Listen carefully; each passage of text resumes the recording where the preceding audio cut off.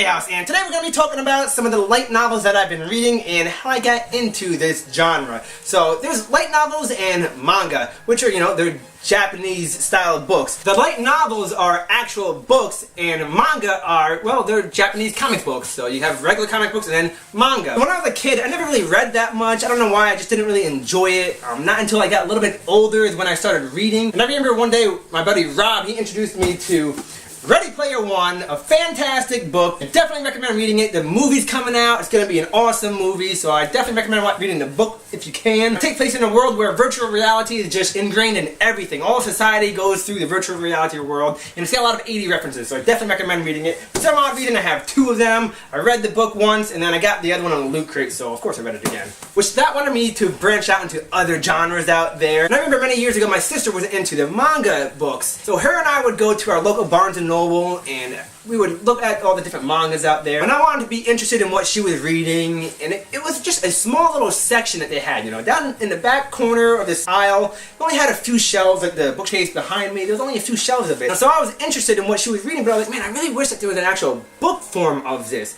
And that's when I got turned on here to Sword Art Online. This is the first light novel series that I read, and it's a fantastic series. I definitely recommend it. It takes place in a fantasy world of video games and virtual reality. Kirito and Asuna, they go into this virtual reality game, and then something happens in the game where all the characters get stuck, and it becomes a game of life and death. Literally, if you die in the game, you die in real life. So they have to fight their way through the hundreds of levels of dungeons in the world of Aincrad in order to escape this game of death. Fantastic read. This was my first one. I do recommend it. And if you really love a book and you want to read more, well, don't worry, because there's always another volume. That's where light novels and manga are different from our, traditional books. They're always an ongoing series. Sword Art Online, I think they're up to like volume 14 or 15. I had the first 10 and I stopped reading it, so I got to get back into that. It took a long time for the volumes to come out. They weren't as quick as they are now. Back then it was every few months, up to a year you would get the next volume. And that's when I came across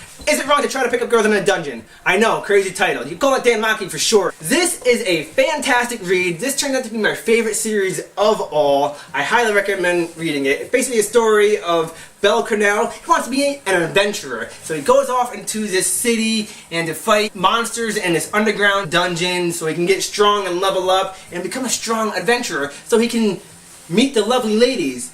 Sounds ridiculous. And it is. But it's a really well-written story. This was really fun and lighthearted. I was laughing all the way through this series. It was such a refresher to read. And each volume after gets better and better. They're really well written. They go really in-depth with the characters. And for all my D&D buddies out there, my favorite character, Lily Luca Erde, Lily is from Dan Maki. She's introduced in volume number 2. She's basically a street rat, and all the other adventurers, they treat her like trash and kick her to the curb, and she plays the supporter type role. She's got a really sad backstory, and then one day she meets Belle, and Belle treats her like an equal, which is how you're supposed to treat other people. It's a really interesting read, and the author goes really in-depth with Lily, and it gets really sad, and I have to admit, I cried a little bit reading this book. It gets really sad! So that's where my favorite character comes from. And over time, as these stories become more popular, of course, they're gonna have side stories. So Sword Art Online has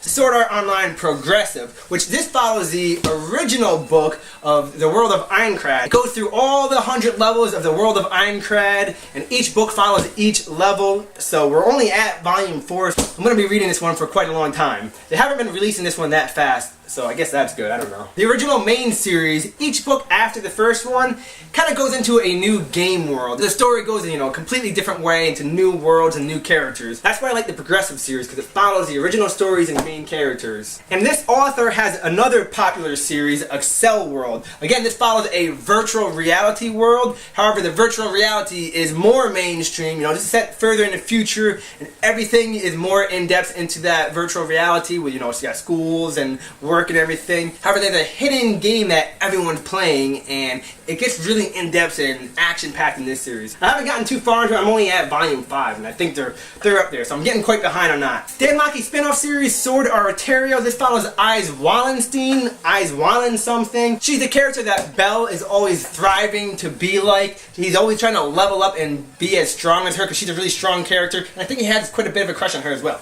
Another series that I started reading early on was Rising of the Shield Hero. This takes place in a fantasy world where the main character, he gets summoned to this new world as a hero, and he gets summoned with 4 other characters. However, they treat him as an outlier. They cast him out of society, and he essentially becomes their enemy, even though he's the true hero. However, this series has a major translation problem. One Piece books, they're not doing that great of a job. There's always spelling errors, translation errors. I found myself rereading sentences over and over again, trying to figure out and piece together what they're trying to tell me.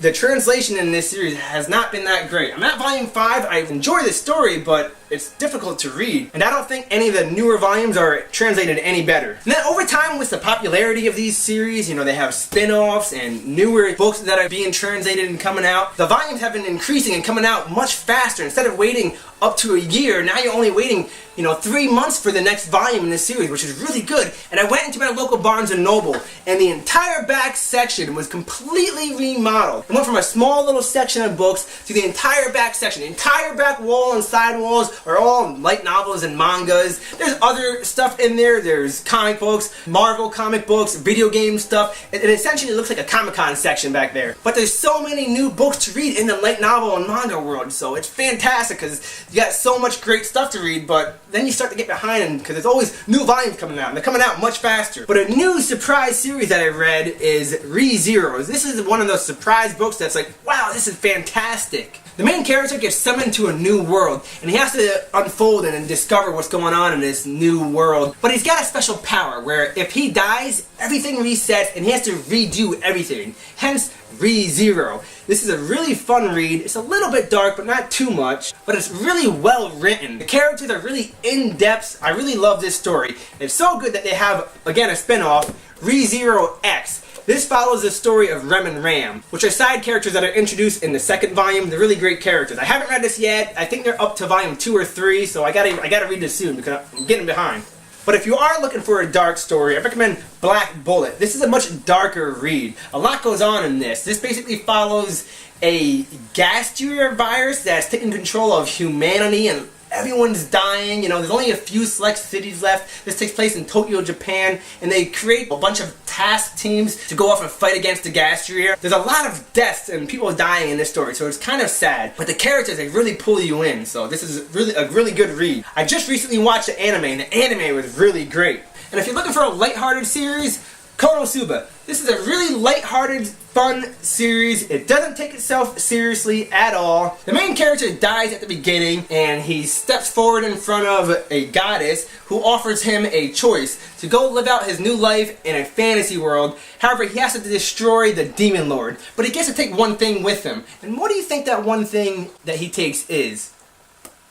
Well, he takes the goddess with him, and you would think that by having a goddess on your side would do you a huge favor. Well, it doesn't bode well for him or any of the characters. It's a really funny read, doesn't take itself seriously at all, so I do recommend it. It's really short. Each book is only about 150 pages. You can get through these really quick, so it's a great in-between series read. They have an anime out for that as well. They have an anime for most of these, at least one season. I mean, the anime helps sell the books. It's just the way it is. I usually always read the books before watching the anime. The books, they just dive deeper into the story. There's more character development. You really get to feel what the character is thinking and feel their emotions. There's just much more written in the book than the anime. So it's really fun to read it all and get all the story and then watch it play out on screen later. If I try the other way around, if I watch anime first, for some reason I have a more difficult time reading the book. Like the Asterisk War.